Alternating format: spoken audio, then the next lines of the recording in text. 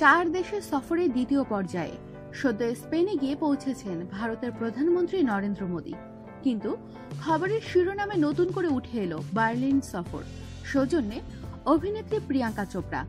প্রধানমন্ত্রীর সামনে পশ্চিমী পোশাক পরে নেট দুনিয়ার বাসিন্দাদের সমালোচনার পাত্রী হলেন অভিনেত্রী। বলিউডের তুলনায় ইদানিং হলিউডে বেশি দেখতে পাওয়া যায় প্রিয়াঙ্কাকে। টেলিভিশন সিরিজ কোয়ান্টিকার নতুন পর্বের শুটিং তো রয়েছেই, একই সঙ্গে রয়েছে হলিউড ছবি বেওয়াচের প্রচারের দায়িত্ব। সেই সূত্রেই বার্লিনে গিয়েছিলেন পিগি জবস।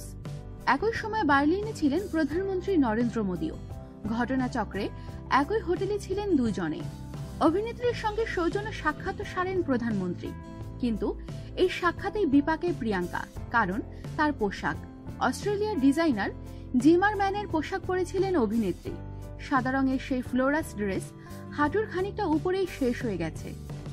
এই পোশাকের সৌজন্যেই সোশ্যাল মিডিয়ার রোষের মুখে পড়েছেন অভিনেত্রী। অনেকেই তার পোশাক নিয়ে কটাক্ষ করেছেন, কেউ কেউ প্রশ্ন তুলেছেন ভারতের প্রধানমন্ত্রীর সামনে কি ধরনের পোশাক পরে বসতে হয় তা কি অভিনেত্রীর জানা নেই। অনেকে আবার জানতে চেয়েছেন বিদেশে গিয়ে কি প্রিয়াঙ্কা নিজের দেশের সংস্কৃতি ভুলে গিয়েছেন। অবশ্য যাবতীয় বিতর্ক থেকে বহু মাইল দূরে প্রিয়াঙ্কা আপাতত বেওয়াচ ছবির প্রচার নিয়েই ব্যস্ত। প্রধানমন্ত্রীও পৌঁছে গিয়েছেন স্পেনে। সেখানে দুই দেশের অর্থনীতি ও পররাষ্ট্রনীতি নিয়ে গুরুত্বপূর্ণ বৈঠক করার কথা রয়েছে তার। আমাদের সাথেই থাকুন, সাবস্ক্রাইব করুন।